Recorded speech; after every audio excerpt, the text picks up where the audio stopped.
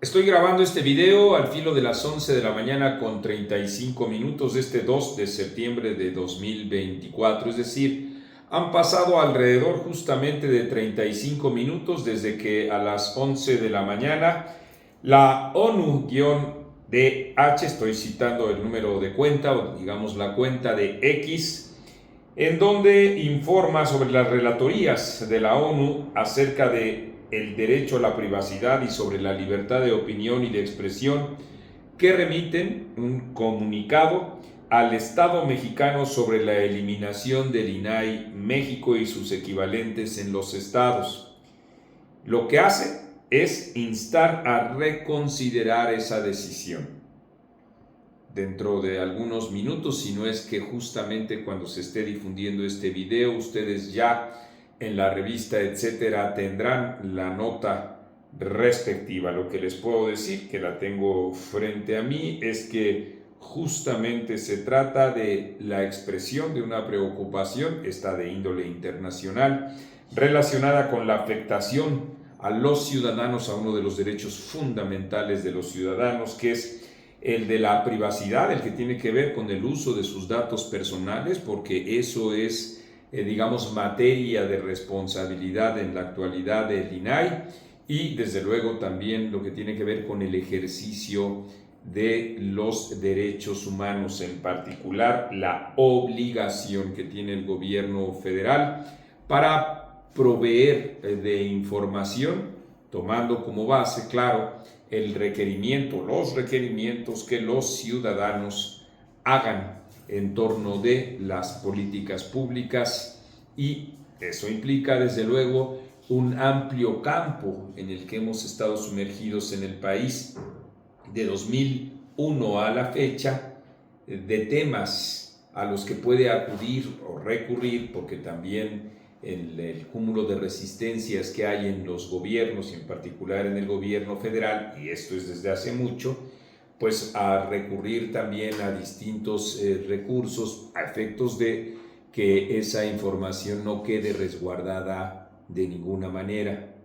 Son, por supuesto, distintos, múltiples los efectos benéficos que ha tenido para el país, en particular para su democracia, la existencia del INAI antes del IFAI. Estamos hablando de un órgano que es garante de un derecho que está por cumplir o estaría por cumplir los ajustados 24 años desde que empezó a instituirse ese entramado normativo y legal que permite todavía, aunque este derecho se encuentra en vilo, a los ciudadanos esta petición. Les decía, son múltiples los ejemplos. Desde el famoso Toalla Gate, ¿se acuerdan ustedes? Todavía en la administración, porque en ese entorno es en donde se consolidó la ley de transparencia, después de una iniciativa que ustedes saben que nosotros hemos aquí reseñado en múltiples ocasiones, proveniente de lo que en su momento dio en llamarse Grupo Oaxaca. Bueno, pues lo que en efecto ocurrió ahí fue una conmoción. Imagínense ustedes el menaje, las toallas y todo lo que costaba, en una enorme disparidad entre estos costos de la familia presidencial, entonces se decía, y digamos, la capacidad adquisitiva que la gran mayoría de los mexicanos tienen. Y en esa misma disparidad lo más importante es que la evaluación se hacía en función del gasto público, es decir, del erario, o sea, del pago que ustedes y los mexicanos, todos nosotros, hacemos de nuestros impuestos. Y de ahí pa'l real, como se dice. Todo lo que tiene que ver ya no solo con los gastos del menaje de la familia presidencial en cualquiera de las administraciones sexenales que ustedes consideren,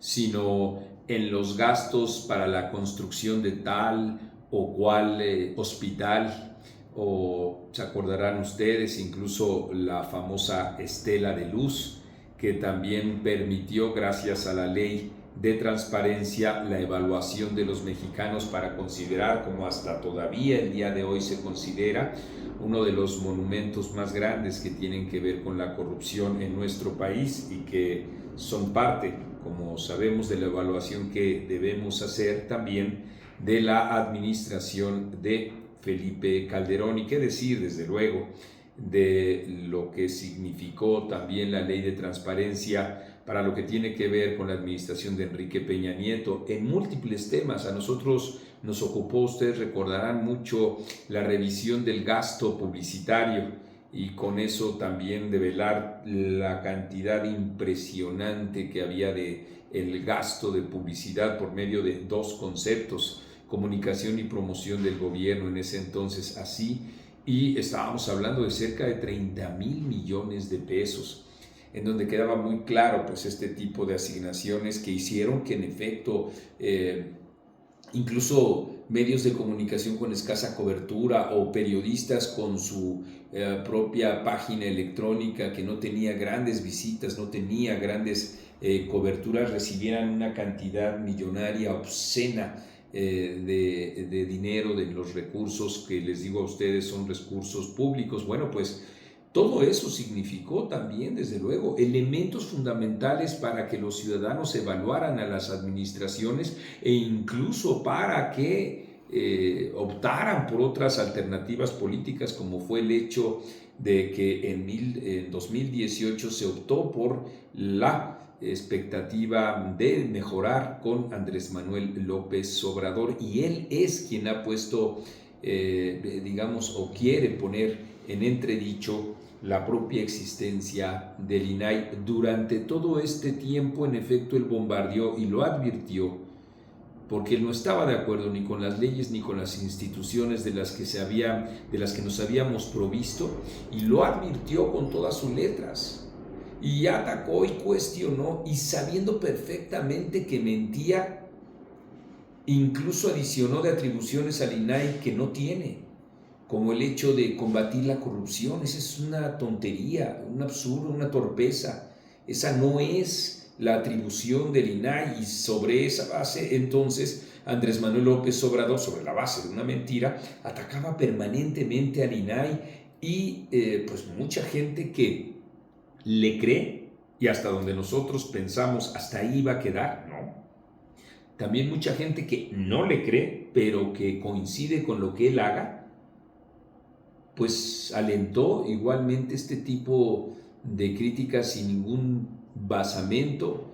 y junto con eso simultáneamente este gobierno se convirtió, como se escucha, en la institución presidencial más opaca en la historia de nuestro país desde que se creó el INAI. Así como ustedes escuchan, y que es el tipo de respuestas permanentes que el gobierno ha dado para negar información, por razones de seguridad, porque no tienen los documentos, todo este tipo de cosas leguleyas mientras estaba erosionando al INAI. Y que en efecto estamos en presencia de instituciones que como parte de la democracia son perfectibles,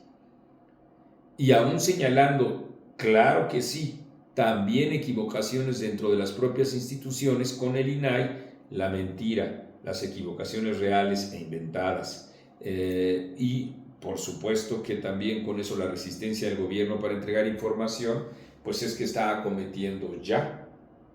una ofensiva final en contra del INAI. No soy, en etcétera, no lo somos, no lo hemos sido, se los hemos comentado a ustedes, optimistas respecto de lo que va a pasar. Y en consecuencia estamos completamente seguros de que esta ofensiva, ni siquiera tratándola de contener con lo que queda de la oposición, con los resabios de la sociedad civil y con estos organismos internacionales, ni siquiera se va a contener. Es el registro que estamos haciendo nosotros de un retrotraimiento de la democracia y un corrimiento hacia el autoritarismo, y que como periodistas responsables nos corresponde signarlo independientemente de cuál llegue a ser una respuesta, si la hay, para contener Eso hasta aquí, así comenzando la semana. En otro video veremos incluso cómo estuvo el fin de semana tan intenso y tan